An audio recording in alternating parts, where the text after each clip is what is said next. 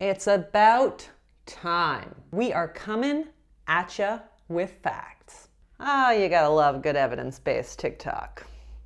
Hey everyone, I'm Abbey Sharp. Welcome to Abbey's Kitchen.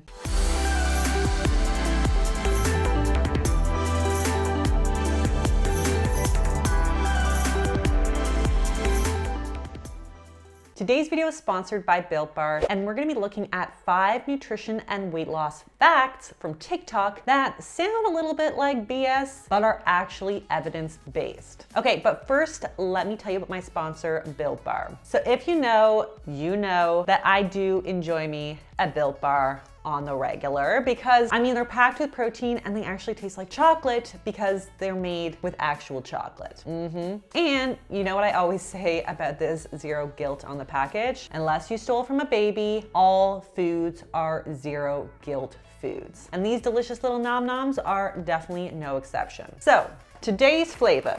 Am I wanting fruity? Am I wanting more sweet?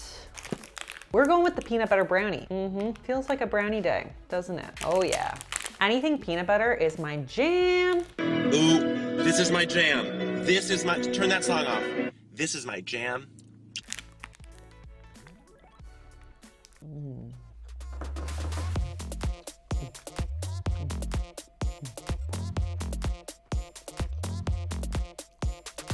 It's like a Reese.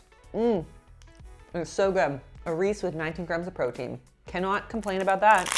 Oh no. I probably have something in my teeth, but so yummy. And these are low sugar bars. So when I need like a solid complete snack for post-workout, I always like to pair them with some fruit or toast or oats or something like that. So if you want to try these out yourself, check out the link in my description and then use my promo code AbbeySharp15 to get 15% off of your order. Now, before we get too into it, feel free to pause the screen or look at my description to check out my disclaimer, including a trigger warning to those with current or previous experiences with disordered eating. As always, feel free to skip this video if it's not supportive to your journey. Also, if you're new here, don't forget to subscribe to this channel and ring that little bell so that you never miss out on an episode. And since we're talking TikTok today, if you haven't already followed me there, get on it at Abbey's Kitchen. Please do not discount us elder millennials' ability to throw down some killer talks or tics. Can we short form that? No? Okay, cool. Moving on, young cherubs, moving on. First up, let's watch this TikTok from T-Walk da Hulk Fitness. I think that's how you cool cats say it. Yo, you cool cats and kittens. The best fruit you can eat if you're experiencing bloating, the best food in general, it's going to be kiwi. And that's because it's high in fiber, so it's going to help move food through the digestive system a lot more efficiently and effectively. And also, it has digestive enzymes in it. One in particular is called actinidin. And this one is scientifically proven to help digest red meats and dairy specifically a lot more effectively than any other digestive enzymes. So throw that into your diet if you're having issues and feeling that bloated feeling, especially after large meals. Okay, so if you're a regular Abbey's Kitchen viewer, you know to get your wellness culture BS bingo cards ready. Anytime an influencer says the words anti-bloat. Honestly, in a world where it's now kind of socially taboo to talk about intentional weight loss, I often feel that influencers use reducing bloating as a bit of a cryptic code. But if you watch my videos on the low FODMAP diet and SIBO, I can tell you that actual legitimate bloating is really no joke. And while something as simple as eating some kiwi may seem like wellness culture BS, it's actually evidence-based. So first of all, kiwi fruit contains 5 grams of fiber per cup, which alone makes it a great choice for promoting regularity and therefore relieving constipation that can lead to painful bloating. More specifically though, kiwi contains a unique proteolytic enzyme called actinidin, which research suggests may help to enhance protein digestion. So one study compared eating kiwi with eating either prunes or psyllium fiber, which are 2 other commonly recommended foods for constipation. And they found that while all 3 help to improve bowel movement rate, stool consistency, and help to reduce straining, only the mighty kiwi helped to reduce uncomfortable bloating. And the best part is, it didn't require any kind of expensive supplement. It literally just took 2 kiwis per day to see results. I feel like that's totally doable for most people. Kiwi also had the fewest side effects like abdominal discomfort, since kiwi are actually low in FODMAPs, meaning they're appropriate for folks with IBS who might otherwise be sensitive to a lot of high fiber foods. Now, I'm actually going to be talking a lot more about this in my updated SIBO journey video to come, but 2 dietitian colleagues that I worked with on this actually recommended adding 2 kiwis daily to my protocol. So this is something that I personally have some experience with myself. And it is way more tasty than some kind of strange unregulated anti-bloat supplement. And it's also evidence-based. So I say fact checked. Okay, so next let's take a look at this video from MSpec Nutrition. We have yet to talk about the third pillar of health, sleep, and stress, but that's sort of lumped in. Research consistently shows us that those who get less than 6.5 hours of sleep each night are at a severely greater risk for obesity and overweight than those who get more than that 6.5 hours of sleep. But Madison, that makes no sense. It has no effect on calories in or calories out. Well, it could indirectly. Some of the research actually points toward this lack of sleep affecting hormones. And when I say hormones, I mean hormones that are in control of inflammation in your body like cortisol, your hunger and fullness cues like leptin and ghrelin, glucose metabolism like insulin, and so much more. Yep, our fellow dietitian Maddie is absolutely right. So there's actually a lot of quality research suggesting an association between the numbers of hours we sleep and our weight over time. So for example, one 6-year prospective study based in Quebec found that compared with average duration sleepers, those who slept less than 5 hours or those who slept more than 9 hours a night were 35% and 25% more likely to experience a 5-kilogram weight gain over 6 years, respectively. Findings from other cross-sectional and cohort studies via a large meta-analysis also suggest that undersleeping is strongly and consistently associated with obesity, with the association being strongest in younger age group and then waning over time with age. One reason why this may be particularly important is that some studies suggest that this added weight tends to be predominantly visceral or abdominal fat, which is more significantly associated with chronic disease than subcutaneous fat. Why? Well, again, our girl Maddie definitely knows her stuff. It largely has to do with the association between our circadian rhythm and our hormones. So ghrelin, which is our hunger hormone, and leptin, our satiety hormone, are impacted by our sleepy hormone melatonin. When melatonin is high, leptin gets released, explaining why generally we can sleep for like 8 hours without being awoken by ravenous hunger. But suboptimal sleep can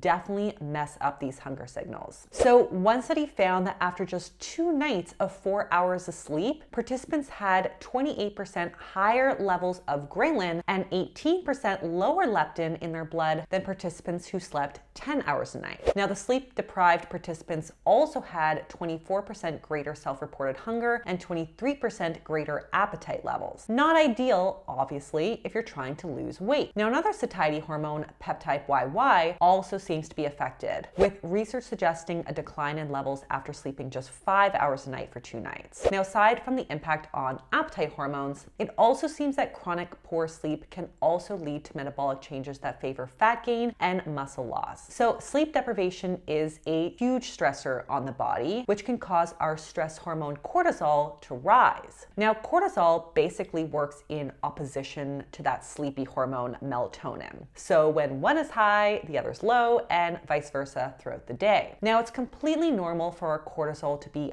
highest in the morning when you're kind of supposed to be getting up and going, but chronically high cortisol levels can prompt the body to store more fat. And we do tend to see this in the research. So one study found that dieting participants who slept less than 5.5 hours a night lost the same amount of weight as those who were sleeping 8.5 hours a night. But the sleep-deprived folks lost mainly lean tissue, while the well-slept folks lost mainly fat. So getting that sleep in helps to build and protect that metabolically active muscle. Now, I want to take it back to melatonin for a second because it seems that our natural circadian rhythms may be getting a little messed up as a result of how we live in modern society. Most notably from the blue light emitted by all of our gadgets and tech. So research suggests that the use of blue light emitting electronic devices before bed seems to prolong the time it can take to fall asleep, delays our circadian clock, suppresses our melatonin levels, reduces REM sleep,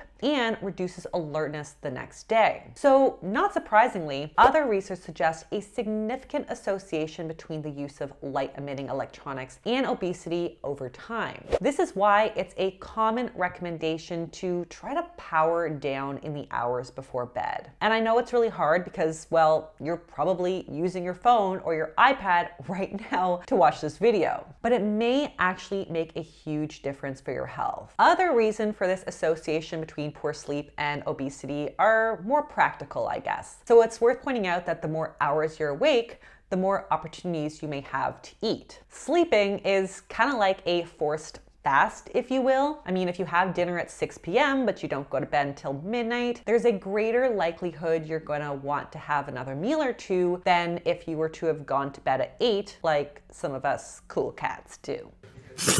So it's possible that that also plays a role. And then we also have to consider the effects of poor sleep and poor rest on our desire for activity. One study found that after just 2 nights of 4-hour sleep, subjects had significantly lower activity than those who got a solid 8. No Sherlock. I mean, I don't know about you, but I don't really feel like doing a boot camp after a night of continual counting sheep.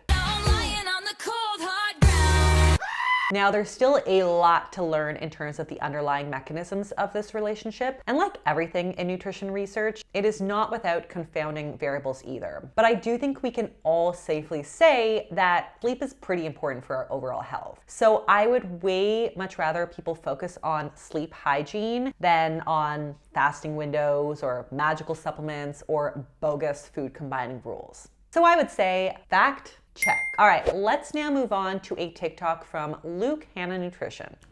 Spiking insulin in excess can absolutely make you gain weight. Any research at all on it will confirm that. You sure about that one, champ? For those who don't know, insulin is a hormone that is released by the body to help push glucose from our blood into our cells. Many people believe that this stops us from losing weight if we spike it too much, as per this comment. So let's have a look at the research, shall we? Study 1 compared a high carbohydrate plant-based diet to a keto diet. They found that despite high levels of carbohydrates and therefore higher levels of circulating insulin, the plant-based group actually ended up eating far less calories and losing more weight. Therefore, this study does not align with the carbohydrate insulin model. And this study put strength-trained males on either a high-carb or a low-carb diet for 12 weeks. And they found that if you match calories and protein, the changes in body composition are going to be similar. This meta-analysis looked at high-carb versus low-carb studies on those who are overweight or obese. And when it came to body composition and biomarkers of health, they found no significant differences between the two diets. This one study actually looked at what happened when you put people on a very high sugar diet. And despite the fact that one group had 50% of their energy intake coming from sugar, this did not stop them losing weight. And these are just a few examples. Trust me when I say there are plenty more where that came from. So unless you have specific medical conditions such as insulin resistance or PCOS, you do not need to worry about spiking insulin and it preventing you from losing weight. Okay, so this is in fact true. Since the popularity of diets like intermittent fasting and the keto diet, we have heard an overwhelming amount of disdain for all things insulin. The keto dieters insist that insulin is a fat-storing hormone and is solely responsible for why you're gaining weight or not losing weight. And while I know that we all love a good scapegoat, the reality is that it's just not true. Wrong, wrong, wrong, wrong. Yes, insulin does tell fat cells not to break down fat because if there's a readily available source of carbohydrate, there's no need to break it down. But as this trainer and nutritionist suggests and backs up with actual research, spikes in insulin will not absolutely result in subsequent spikes in weight. To really dive into this, I spoke to my colleague Eric Williamson, who is really an expert in the field of intermittent fasting. In addition to the studies that this TikToker mentions, Eric pointed me towards another 12-month randomized control trial which found that when equal emphasis is given to high dietary quality for both low-fat and low-carbohydrate eating plans, it's not helpful to preferentially direct an individual with high insulin secretion status who's seeking weight loss to follow a lower carb eating plan instead of a lower fat eating plan. In other words, the researchers checked insulin sensitivity and found that those who secrete more insulin than those who secrete less do not lose weight faster or slower regardless of whether they are on a low or high carb diet. This refutes the carbohydrate insulin model, which would otherwise suggest that those who secrete more insulin would lose weight slower or would benefit more from a low-carb diet. So yeah, insulin just doesn't really matter all that much in the general healthy population. Now that of course is in a highly controlled diet experiment. In the real world, a diet that causes your blood sugar or insulin to rise and fall very likely could make it more difficult to lose weight. But that's not because insulin is this big bad fat storing hormone. It's because a diet rich in refined carbohydrates is more likely to cause more significant increases in blood sugar and therefore insulin. And when these things fall soon again after, they make you hungry again. Now compare that to a diet rich in, I don't know, the hunger crushing combo, where we're combining carbs with protein, fiber, and healthy fats. You're just gonna find it probably easier to manage appetite and eat fewer calories, therefore maintaining a caloric deficit with more ease. But if calories are equal, a high sugar diet doesn't make you gain weight any more than a low sugar diet. But in the real world, with real humans, eating just sugar will make you feel less physically satisfied, which will make maintaining a caloric deficit more challenging. And on that note, fact checked. Next, let's take a look at this clip from Dr. Carl. And warning folks, you may fall in love with this man. Chlorophyll water, fact or cap, it supposedly increases your blood cells, cures cancer, and even detoxes your liver. But there's a big problem. Chlorophyll water doesn't even contain chlorophyll. Real chlorophyll does not dissolve in water. But if you replace its magnesium with copper, you now have a water-soluble chemical called chlorophyll in. Health food products containing chlorophyll are not regulated, so you have no idea whether they're contaminated with arsenic or even plutonium. The side effects include diarrhea, photosensitivity, and even changing the colour of your poo. And there are no studies showing that it actually really works. If you want real chlorophyll, eat vegetables that have a green skin and a green flesh. Chlorophyll water, cap. Oh my God. Can we just talk about how cute this man is? I don't even know if the accent, the shirt, or the fact that he is crushing diet myths left, right, and center. But I want to be adopted by Dr. Carl, or at the very least, do some kind of TikTok collab. But anyways, yeah, this chlorophyll trend is total bunk. He is absolutely right. Now, I think the hype is based on a few small studies which suggested that it can clear up your skin and reduce signs of aging. But all of these studies looked at chlorophyll as a topical skin treatment and not something that you ingest in water. There's a difference. There was also one study with just 22 endurance athletes who took chlorophyll for 4 months and found that the athletes who took it had more platelets than those who didn't. Interesting, yes, but the researchers didn't actually measure how the athletes felt or whether they performed better, so we don't even know if this has any actual impact in real life. Lastly, a study using rats suggested that chlorophyll, but not chlorophyll in, might inhibit signs of colon cancer. But like our friend Carl says, that green tincture the US has spent $6.7 million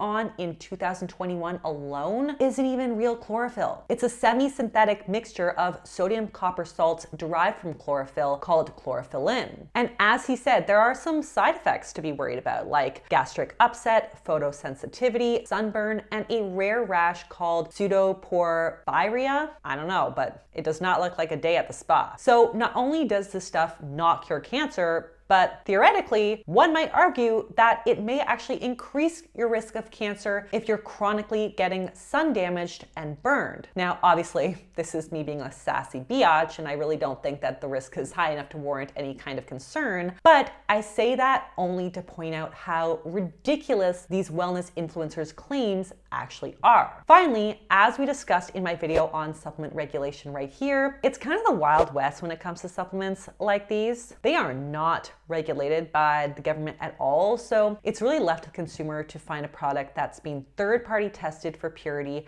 and contamination. And even if the product is third-party tested, that only assures you that it contains the chlorophyllin substance and not something dangerous like arsenic, but it does not tell you that it will clear your acne or cure cancer, because ultimately it will not. So if you want actual chlorophyll, like he says, and not some synthetic $30 tincture, just do what your mama said and eat your damn vegetables. Things like spinach, collard greens, alfalfa, parsley, broccoli, green cabbage, asparagus, green beans, and peas are all great inexpensive sources of chlorophyll that come packaged up with fiber and flavor. Sounds like an obvious choice to me. Fact checked. Finally, let's talk about this video by Dr. Ids. How much protein do you really need for muscle growth? And if you want evidence-based health advice, then hit that follow. Protein is essential for all bodily functions, including enzyme, hormone function, and of course to make some gains. For general health, we should all be getting at least 0.8 grams per kilogram of body weight.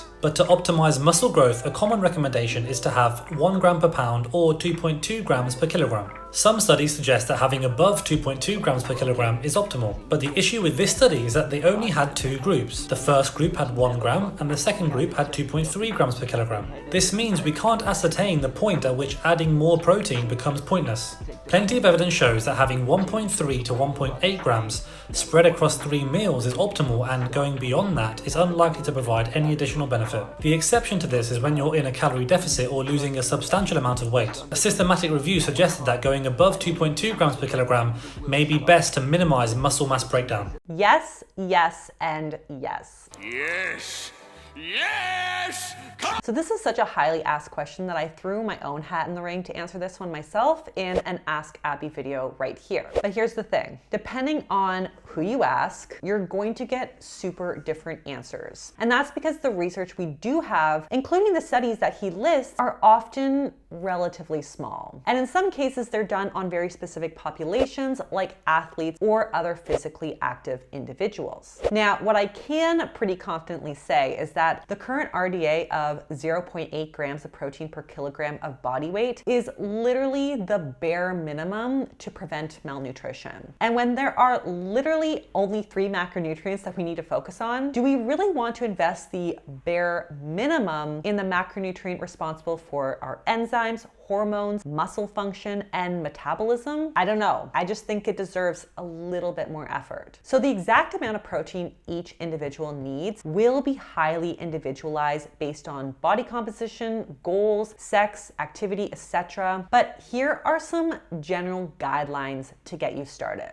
Now, for healthy but sedentary young men, as well as older men and women, a lot of authorities suggest around 1.2 grams per kilogram of body weight. For athletes, a current meta-analysis suggests that we're looking at between 1.6 and 2.2 grams per kilogram, depending on the sport and goals. For muscle gain, we're looking at between 1.6 and 2.4 grams per kilogram. And for general fat loss while in a caloric deficit, studies and recommendations range from anywhere between 1.6 to as high as 3.1 grams per kilogram. So all that said, I do agree that somewhere in the neighborhood of 1.3 to 1.8 grams per kilogram is more realistic and sensible for most people, though needs of course may be different and greater for those with very specific goals. Having said all that, the total daily amount is probably less important than the amounts consumed per meal, especially if muscle growth is your goal. So you'll want a meal or snack of around 0.25 to 0.4 grams of protein per kilogram every 3 to 4 hours to maximize muscle protein synthesis. And yeah, I know all of these numbers are really stupidly overwhelming, but here's the convenient truth. If you're eating 3 meals and a few snacks per day and including a source of protein in those meals and snacks, you're probably doing this naturally without even thinking about it. So as an example, for someone like me, that could be a 7 a.m. breakfast with 3/4 of a cup of Greek yogurt with a banana and some granola, a 10 a.m. snack of like an apple with 2 tablespoons of peanut butter with a tablespoon of hemp hearts. 1 p.m. we got lunch, we got some chicken, a sweet potato, some veggies. 4 p.m. we got 2 hard-boiled eggs and like a piece of fruit, and we have dinner of a salmon fillet with some brown rice and broccoli. And that is like the upper end of those ranges for someone my size. Ultimately, your needs are going to be unique, and this is why I do recommend working with a registered dietitian, not just following advice from random people online. Because even the most evidence-based content creators don't necessarily know you or your unique needs. And I bet that all of these creators that I mentioned right here would agree with that. So on that note, that is all that I have for you guys today, folks. Thank you again to Built Bar for sponsoring this video. If you liked it, be sure to give it the thumbs up. Leave me a comment below on what you'd like to see me talk about next. Subscribe to this channel, and I will see you next time on Abbey's Kitchen. Bye.